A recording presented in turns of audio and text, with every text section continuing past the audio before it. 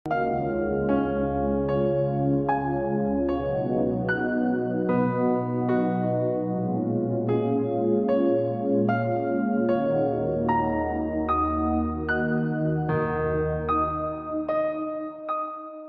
kissa da Annabi sallallahu alaihi wasallam ya bamu. Na'am. Mutum ne ya kashe mutum 99. Na'am. Ba abin da suka yi masa. Ya kashe wannan, ya kashe wannan, ya dinga zuwa yana tambayar cewa zai tuba. Wani ya ga girman zunubin, malami ne ya ga girman zunubin, ce ai ba kai ba tuba. Sai ce to kai ne na ɗarin, sai ya kashe na ɗarin. Subhanallah. Ya sake gaba ya tambayi wani malamin, ya ce ka ji abin da ne akwai tuba? Ya ce waye zai tsara tsakanin bawa da Allah? Babu shi. Shi kenan ya yi nadama ɗin, ya tuba. Sai wannan malamin ya ba shi shawara, ya ce amma ina baka shawara ka tafi gari kaza da kaza, ka bar wannan garin da kake aikata wannan mummunan aikin, da kake da abokai waɗanda kuke aikin tare. Ka tafi gari kaza, bayan Allah ne salihai a garin, masu bautar Allah, ka je ka risku da shi da su ka ci gaba da bautar Allah. Ya ɗauki wannan shawara ya tafi. Ya tafi, yana cikin tafiya, ikon Allah ya raba hanya, sai rashin lafiya ta same shi, sai ya kwanta a take anan, sai ya mutu. Allah ya karɓi ransa.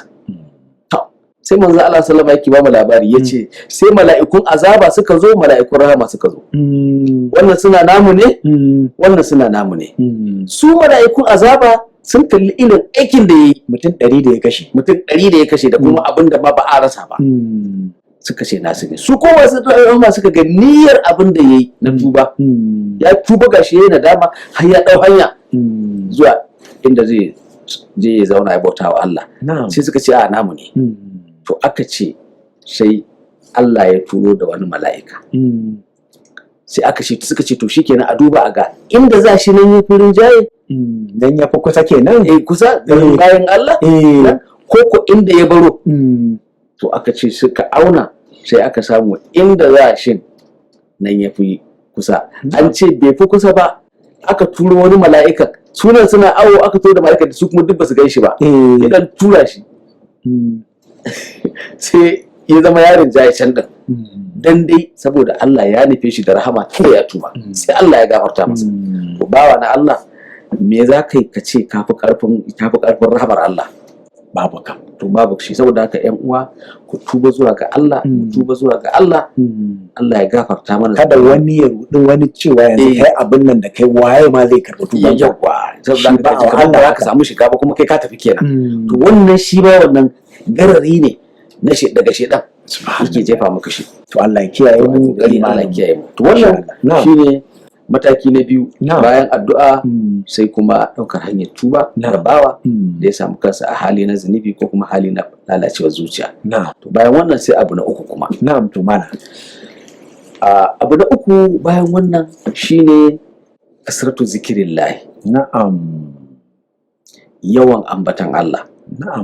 Wanda duk ya tuba, to ya rarimi wasu abubuwa waɗanda suke na ibada, musamman zikiri. Ya runguma,